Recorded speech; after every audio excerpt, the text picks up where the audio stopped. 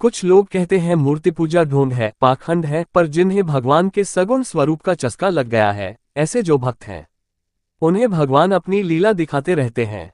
पग पग पर मानव को समझाते हैं, तू धोखा खा रहा है, मैं सब जगह विद्यमान हूँ, मैं तेरे पास हूँ, ऐसा विश्वास कर तेरा बेड़ा पार हो जाएगा।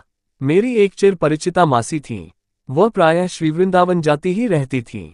उनके घर में युगल सरकार श्रीलाल जी एवं राधे रानी का बड़ा मनमोहक विग्रह स्थापित था। वे नित्य उनकी सेवा पूजा भोग आराधना बड़े ही भाव से किया करती थीं और वे जब भी वृंदावन जाती थीं तो किसी पंडित का प्रबंध कर जाती थीं, जो कि लाल जी की सेवा करता था।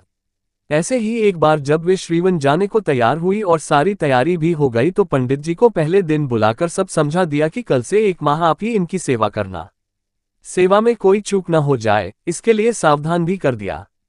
सुबह 4 बजे के लगभग जब जाने का समय हुआ तो बड़ा ही आश्चर्य हुआ। उन्हें ये लगा कि कोई छोटा बच्चा उनका पल्ला पकड़कर कह रहा है, जी जी माँ, आप हमारे ही गांव जा रही हैं और हमें छोड़े जा रही हैं, हम तो आपके साथ ही चलेंगे।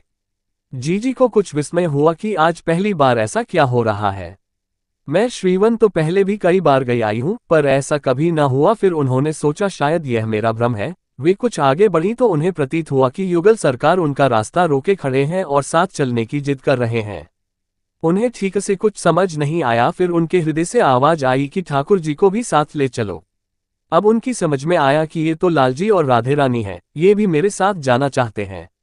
उन्होंने अपने सेवक राम को आवाज दी, अरे राम, ये दोनों मेरा मार्ग रोके खड़े हैं, ये भी श्रीवन चलेंगे, कुछ प्रबंध करो। फिर उन्होंने एक छोटा सा बक्सा उतारा, उसमें बिछावन इत्यादि लगाया, ठाकुर जी का सब सामान साथ लिया और दोनों को जल्दी जल्दी स्नान करा के नई पोशाक धारण कराकर सुंदर से उन्हें गहने पहनाए, क्योंकि वे आज अपने गांव जा रहे थे।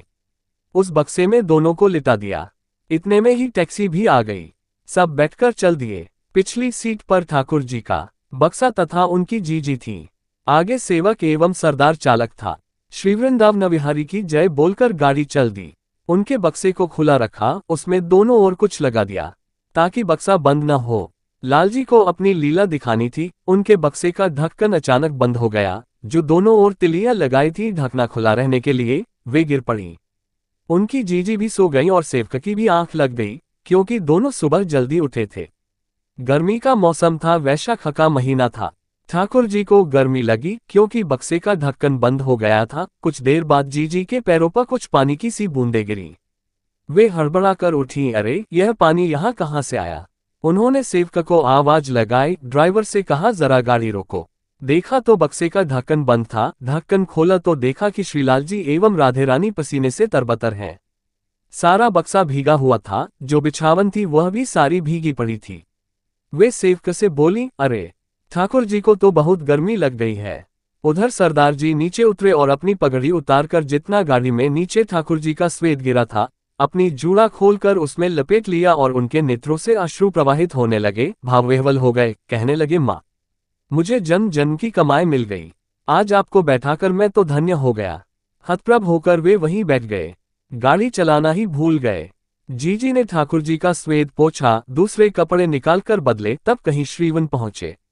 वहां पहुंचकर वे अपनी कुटी में गईं। उन्होंने वहां आश्रम में कुटी बनवा रखी थी। सब सामान उतारा, ठाकुर जी को उनके यथास्थान पर विराजमान किया।